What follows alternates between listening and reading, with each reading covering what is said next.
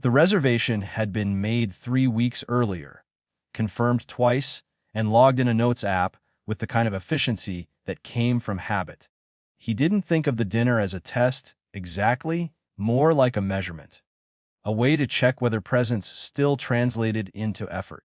He chose a place that wouldn't embarrass anyone. Mid-rail lit polite, the kind of restaurant people call nice, without resenting it. When his brother laughed and said, "No one cares, it's just you," it landed lightly, tossed off like a remark about traffic. Someone snorted. No one corrected him. He didn't respond. He'd learned that answering jokes like that only gave them weight. The cancellations arrived in a neat sequence. A work thing. A headache. A kid suddenly sick. Apologies stacked like receipts, credible individually, conclusive together. By the time he left his apartment, the table was his alone. At the restaurant, the host hesitated when he said the name. "It's just me?" he added, already pulling out his card. She nodded with professional neutrality and led him to the table anyway. It felt important, suddenly, to sit where he'd planned to sit. He ordered one drink, that he watched the room do what rooms do, couples leaning in, servers moving with rehearsed kindness, birthdays happening at other tables, without commentary. When the waiter asked if anyone else was joining, he said no. The word sounded final, but not heavy. He paid the bill before the entree arrived. He left a normal tip. On the walkout, he typed a single line and sent it to the family group chat. "Let's see how you celebrate without a mortgage." It wasn't meant to sting. It was an announcement, the way banks phrase things. He slept. By morning, the confirmations came not from people, but from systems. Automatic payments halted. Authorized transfers revoked. The phone buzzed with notifications that used careful language. Your changes have been processed.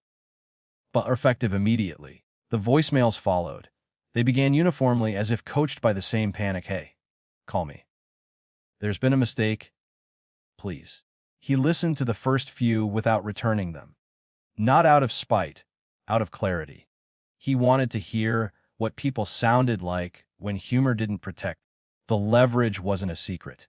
He had been the quiet solution for years. Co-signer. Backstop. The one who made numbers work when they didn't want to. It had never earned him respect. It had earned him invisibility. Assistance had become ambient, like heat you only notice when it's gone. His brother called twice, then texted, "You're being dramatic." A minute later, "This isn't funny." 10 minutes after that, "We need after that." He went to work. He answered emails. He drank coffee that tasted thin. Around noon, his mother called from a different number. "We don't understand," she said when he picked up. Not angry, wounded. "Why would you do this?" He thought about explaining. About listing dates and amounts. About tracing the line from laughter to cancellation to consequence. He decided against it. "It's not punishment," he said. "It's a correction." Silence pressed against the line. He imagined her looking for the right phrase, the one that usually brought him back into alignment. "We're family?" she tried. "I know," he said. "That's why it lasted so long." That afternoon, the bank called to verify the changes. The representative read from a script, asked for confirmation. Authority entered the story in a neutral voice, unmistakable and procedural. "Yes," he said. "That's correct." The evening brought more messages. Softer now, remorse dressed as affection.